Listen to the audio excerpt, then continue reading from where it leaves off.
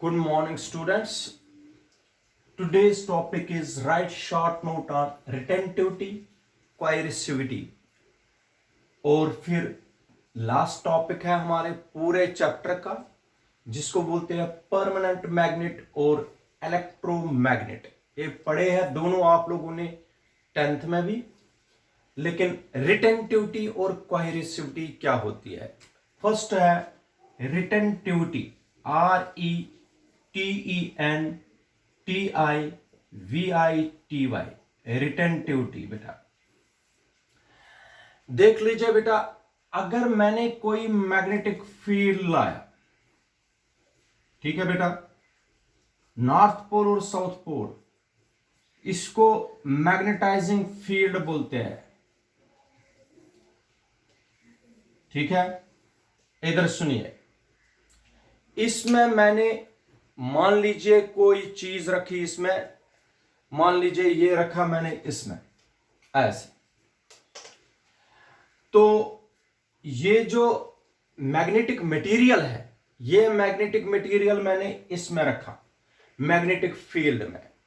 Retentivity की बात करता हूं। शाबाश बेटा, पहले क्या किया, मैंने एक मैग्नेटिक मटेरियल लाया, इसको मैंने मैग्नेटिक फील्ड में रखा, इसमें मैग्नेटिज्म आया, ठीक है बेटा। अब अगर हम मैग्नेटिक फील्ड को रिमूव करेंगे, इसको उठा देंगे, इसको मैग्नेटिक फील्ड से बाहर निकालेंगे। पहले मैंने मैग्नेटिक फील्ड में रखा था, अब जब इसमें मैग्नेटिज्म आया, अब मैग्नेटिक फील्ड से बाहर निकालूंगा, मैग्नेटिक फील्ड को मैंने रिमूव किया। अगर इसने मैग्नेटिज्म रिटेन किया बेटा, अगर इसने मैग्नेटिज्म रिटेन किया इस मटेरियल ने, तो the magnetism retained by the magnetic material, even after the magnetic field is removed, then it is called retentivity। मेरे कहने का बेटा मतलब है, अगर कोई मैग्नेटिक मटेरियल हमने मैग्नेटिक फील्ड में डाला, उसमें मैग्नेटिज्म आया, अगर वो मैग्नेटिज्म रहेगा, जब मैग्नेटिक फील्ड रिमूव भी करेंगे, तो उसको बोलते हैं retentivity. The magnetism retained by the magnetic material even after the removal of magnetic field, that we called as retentivity। ठीक है बेटा। दूसरी टर्म होती है coercivity। coercivity, COERCIVTY, coercivity। देखो बेटा, अब इसमें मैग्नेटिज्म आ गया क्योंकि मैंने इसको मैग्नेटाइज किया।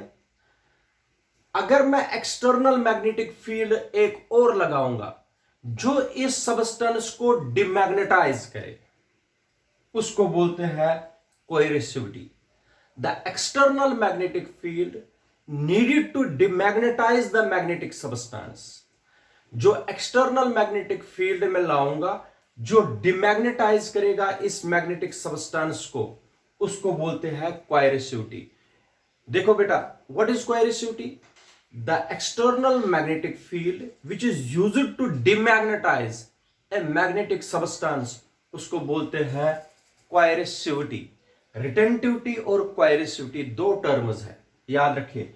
रिटेंटिविटी का मतलब हो गया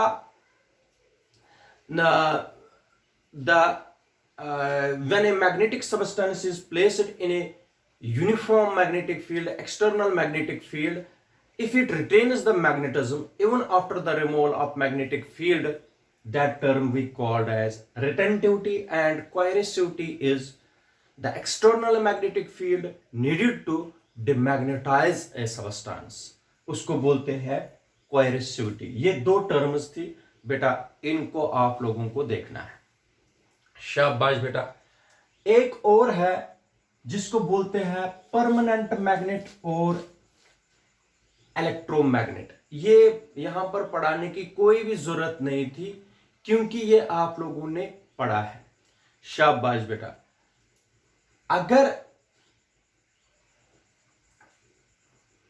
अगर एक परमानेंट मैग्नेट है, द मैग्नेट विच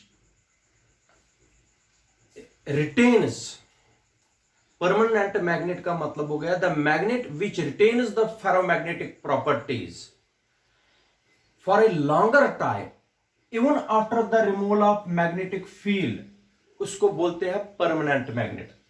जरा इधर देख लीजिए, अगर एक मैग्नेट है, द मैग्नेट अगर ये रिटेन करेगा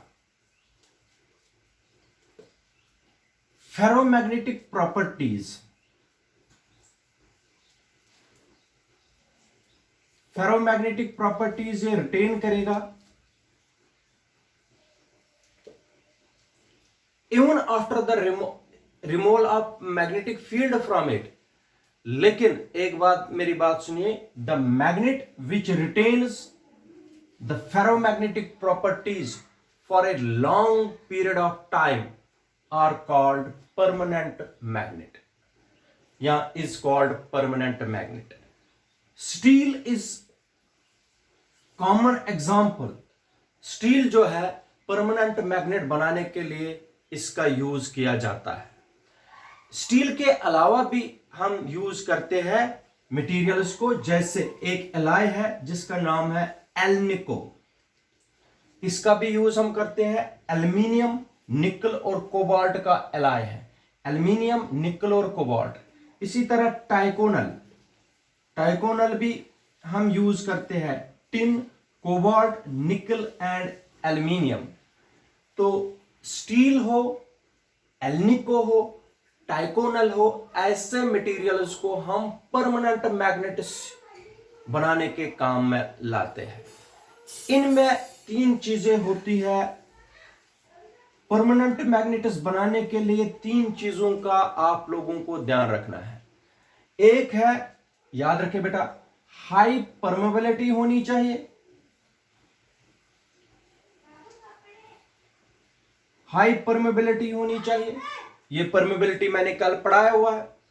इसी तरह हाई रिटेंटिविटी होनी चाहिए और हाई कोएरिसिविटी, तीनों चीजें इसकी हाई होनी चाहिए, वही उसी मटेरियल को हम परमानेंट मैग्नेट बना सकते हैं। हाई कोएरिसिविटी,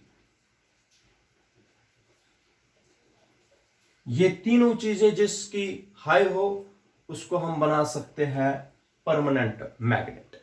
याद रखना बेटा, परमानेंट मैग्नेट एक सिंपल एक मैग्नेट है जो फेरोमैग्नेटिक प्रॉपर्टीज, जो मैग्नेटिज्म है उसमें, वो बहुत देर तक रहता है। इसको हम मैग्नेटिक फील्ड से मैग्नेटाइज करते हैं।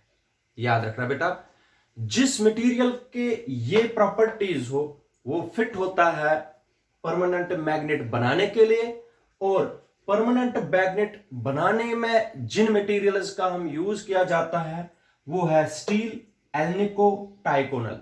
सॉफ्ट आयरन को हम यूज नहीं करेंगे, वो मैं अलग से बताऊंगा। Why soft iron is not used for making permanent magnets, वो अलग से क्वेश्चन है, शॉर्ट आंसर टाइप है, वो तो अलग से बताएंगे। तो इसको बोलते हैं परमानेंट मैग्नेट। परमानेंट मैग्नेट के बाद होता है बेटा इलेक्ट्रोमैग्नेट।